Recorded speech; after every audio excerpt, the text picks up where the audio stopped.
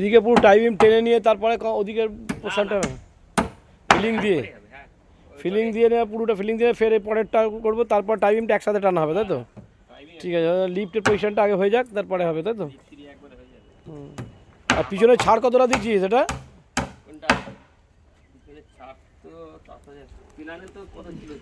হ্যাঁ 4 metre, 4 metre মতন আছে তো এখানে। এই কলম থেকে এটা 4 মিটার ছাড় আছে,